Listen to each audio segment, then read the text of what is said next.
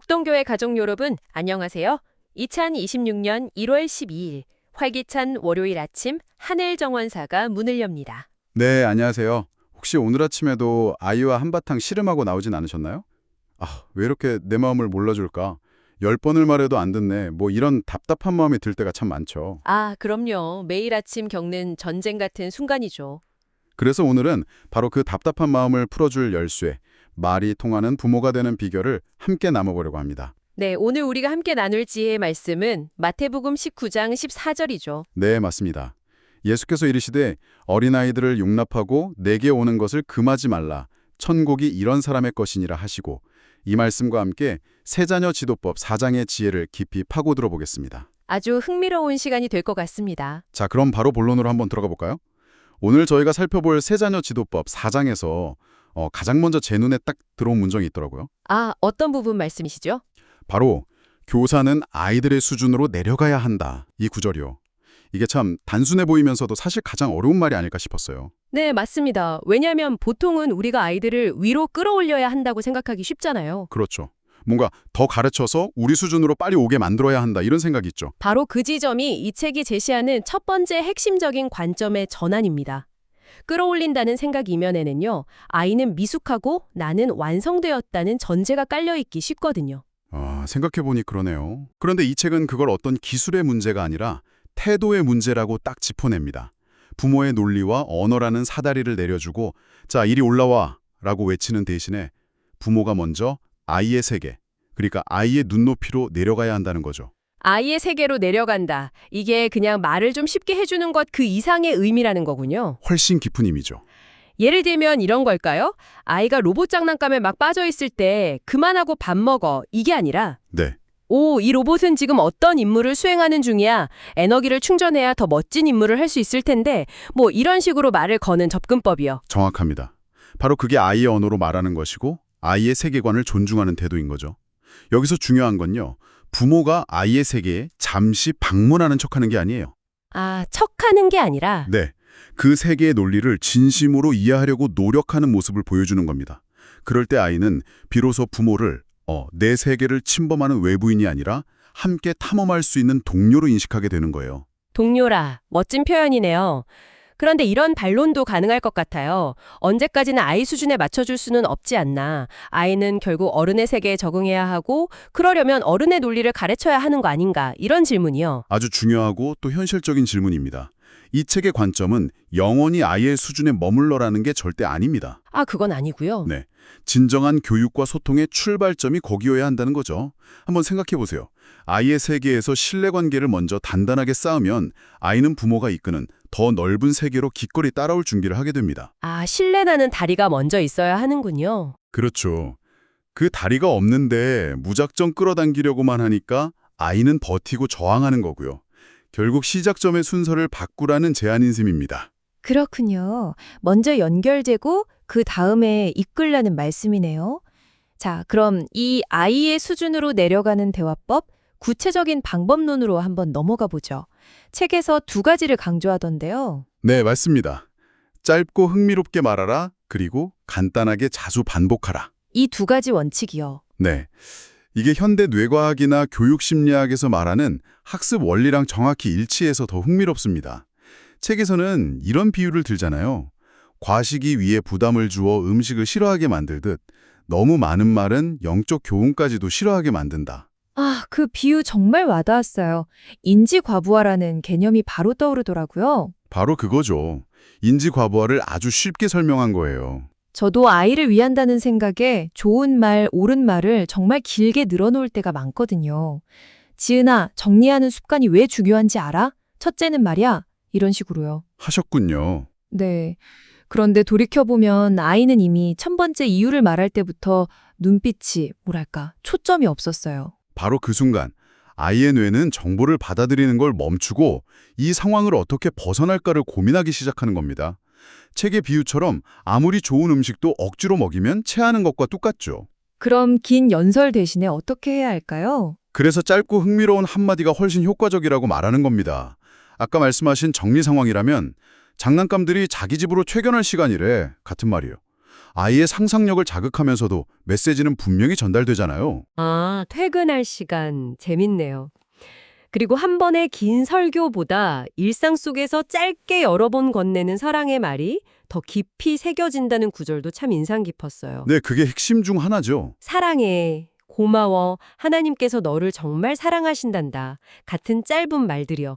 어쩌면 우리가 아이에게 너무 많은 걸 가르치려고 하면서 가장 중요한 사랑의 메시지를 전하는 데는 좀 인색했던 게 아닌가 하는 반성도 들더라고요. 정확히 보셨습니다. 반복의 힘은 정말 강력한데 무엇을 반복하느냐가 중요하죠. 잔소리를 반복하면 아이는 저항감을 학습하고요. 사랑의 말을 반복하면 아이는 안정감을 학습합니다. 아, 저항감을 학습하느냐, 안정감을 학습하느냐. 네. 매일 스쳐 지나가면서 하는 그 짧은 긍정의 말들이 아이 마음속에 차곡차곡 쌓여서 긍정적인 자아상을 형성하는 벽돌이 되어주는 셈입니다. 자, 그럼 이제 가장 현실적인 문제로 한번 들어가 보죠. 바로 잔소리의 딜레마입니다.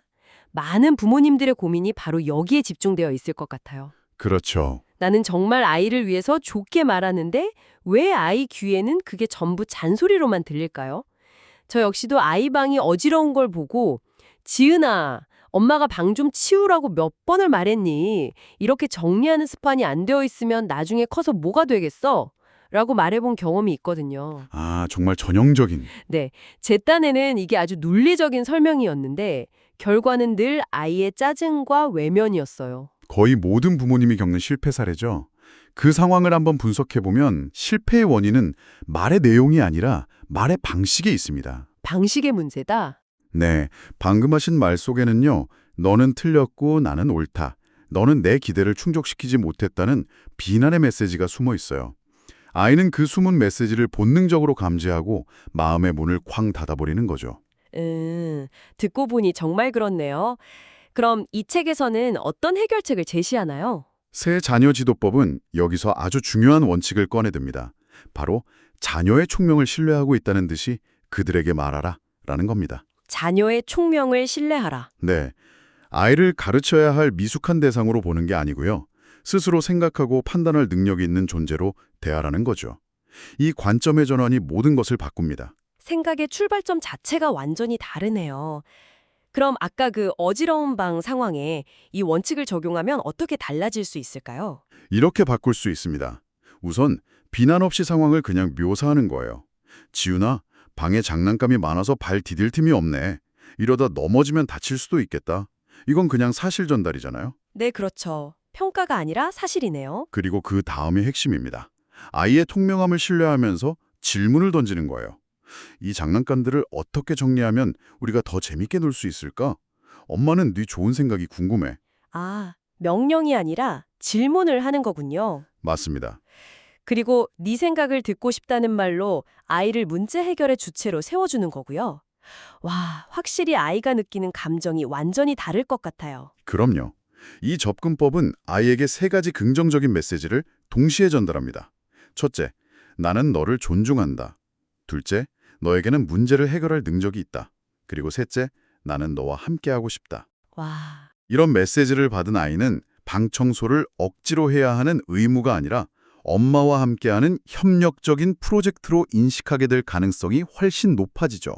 잔소리가 진심으로 바뀌는 바로 그 순간입니다. 이 대화법을 확장하면 우리가 아이를 교육하는 모든 순간에 다 적용할 수 있겠네요? 네, 그렇습니다. 자료 후반부에서는 이 원리를 설명하기 위해 예수님의 교수법을 예로 들고 있죠. 이 부분도 상당히 흥미롭습니다. 네, 가장 위대한 교사이신 예수님께서 아이들을 어떻게 가르치셨는지 분석하는 부분이요. 맞습니다. 여기서 발견되는 핵심 원리도 앞서 말한 것들과 정확히 일치합니다. 예수님은 하늘의 진리라는 어떻게 보면 굉장히 복잡하고 어려운 개념을 설명하실 때 어려운 신앙 용어나 추상적인 개념을 전혀 사용하지 않으셨어요. 대신 공중의 새, 들의 백합화, 씨 뿌리는 농부처럼 당시 사람들이 심지어 아이들조차 매일 보고 만질 수 있는 것들을 비유로 사용하셨죠. 바로 그겁니다. 이것이야말로 아이의 수준으로 내려가는 가장 완벽한 예시가 아닐까 싶네요. 상대방의 눈높이에 맞춰 그의 언어로 말하는 것의 정수라고 할 수 있죠. 아이에게 희생이라는 어려운 개념을 가르치고 싶을 때 희생은 더 큰 가치를 위해 자신의 것을 내어주는 숭고한 행위란다 라고 말하는 것보다요. 네. 네가 동생에게 가장 아끼는 과자를 나눠주는 것처럼 말이야. 그게 바로 희생이란다. 이렇게 말하는 게 훨씬 강력한 교육이 되는 것과 같은 이치입니다. 자료에서는 예수님의 물리적인 태도도 강조하더군요. 아이들을 품에 안고 또 손을 잡아주셨다는 것. 단순히 지식을 전달하는 걸 넘어서 사랑과 스킨십을 통해 정서적인 연결을 먼저 하셨다는 점이 참 와닿았어요. 그게 바로 우리가 정말 놓치기 쉬운 지점입니다. 진정한 교육은 귀가 아니라 마음으로 전달되는 것이기 때문이죠. 마음으로 전달된다? 네, 아이의 키만큼 몸을 낮춰서 눈을 맞추는 행위, 그 단순한 행동 하나에 나는 너에게 집중하고 있어, 너는 나에게 정말 소중한 존재야 라는 수많은 메시지가 담겨 있습니다. 물리적인 눈높이를 맞추는 것이 결국 마음의 눈높이를 맞추는 첫걸음인 셈이에요. 우리가 그곳으로 내려갈 때 아이는 비로소 우리의 마음에 귀를 기울이기 시작하는 거군요. 바로 그렇습니다. 자, 그럼 오늘 우리가 분석한 세자녀 지도법 4장과 마태복음 말씀을 통해 얻은 핵심 통찰을 한번 정리해 볼까요? 아이와 말이 통하는 부모가 되는 원칙, 생각보다 복잡하지 않았던 것 같아요. 네, 맞습니다. 모든 원칙이 결국 하나의 중심 생각으로 모아지더라고요. 바로 아이를 존중하는 태도입니다. 존중하는 태도? 네, 거기서 모든 것이 파생됩니다. 아이의 세계를 존중하기에 아이의 수준으로 내려가는 거고요. 아이의 인지 능력을 존중하기에 짧고 단순하게 말하는 거고요. 또 아이의 지성을 존중하기에 명령 대신 질문을 던지는 겁니다. 결국 우리가 아이에게 어떤 말을 하느냐보다 어떤 눈으로 아이를 바라보느냐가 먼저라는 말씀이시네요. 맞습니다. 부족하고 채워야 할 존재가 아니라 이미 고유한 생각과 가능성을 가진 온전한 인격체로 바라보는 것. 그 시선의 변화가 부모의 언어를 바꾸고 결국 아이와의 관계 전체를 바꿀 수 있다는 거네요. 있는 거죠? 아이들을 판단하거나 어른의 잣대로 재단하거나 무언가를 강요해서 오는 길을 막지 말고요. 있는 그대로의 모습을 용납하라는 것. 이것이 모든 소통의 대전제라고 할 수 있겠습니다. 오늘 이 깊이 있는 분석이 우리 목동교회 가정에 작은 변화의 씨앗이 되기를 진심으로 바랍니다.